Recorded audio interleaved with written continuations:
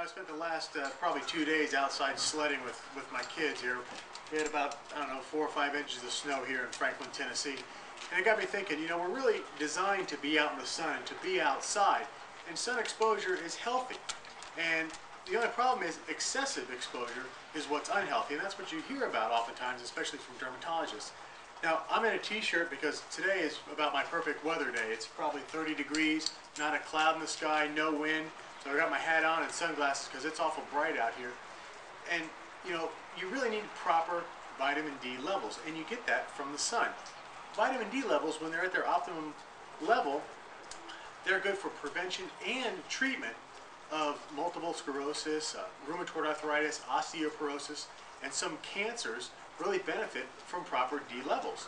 Now, you only want to stay in the sun until your skin turns slightly pink. And too much, like I said, can cause some damage. In general, you're looking at about 30 minutes in the wintertime and 15 minutes in the summertime, and you want to be in a shorts and t-shirt for that. Now, I understand that's difficult to do in the winter, so you really you need to supplement on some stuff. Supplement with vitamin D. Now, getting too much sun is not going to give you more vitamin D than your body needs. Your body's only going to produce about 10,000 units per day. It has a negative feedback loop system, and it's going to shut it off, so you're not going to get too much. Now, fair-skinned people, you're going to need less sun, and darker-skinned people are going to need more sun. And how to decide and how to determine whether or not you have the proper vitamin D levels is just a simple blood test from your doctor. Sometimes you can pick up little kits from a pharmacy or something like that. I sell them at the pharmacy to get a proper vitamin D level. And you're going to look for a 25 hydroxy D test. You do not want to use the 125 hydroxy test. That one, the 125 is the active, it's very short-lived. Your 25 hydroxy is sort of your storage vitamin D. Now, the levels that we're looking for, if you have no chronic health conditions like multiple sclerosis or osteoporosis, you want to get a level of at least 50 nanograms per milliliter. And if you have a condition, you're going to want to get at least 80 nanograms per milliliter as your level. Now, I'm pretty aggressive with my vitamin D.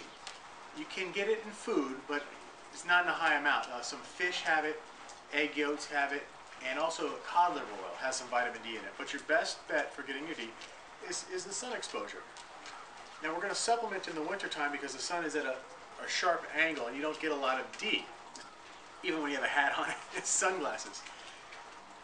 So you can only, like I said, your body only make about 10,000 units a day. Now, more aggressive. Now, I would recommend supplementing with about 5,000 units a day in the summertime, maybe spring and fall also. But during the winter time, you may even want to go as high as 10,000 units a day because that's all your body's going to produce anyway. And if you're going to be inside or in a jacket covered up all day long, you're going to be getting virtually zero sunlight exposure or virtually zero vitamin D being made by your skin. And there's only a tiny amount in the foods that we eat. So supplementation, especially in the winter time, to get that vitamin D level up, to prevent these chronic diseases, and to treat these diseases if you currently have them. So I'm going to shut off the video and probably head back out and do a little more sledding with the kids.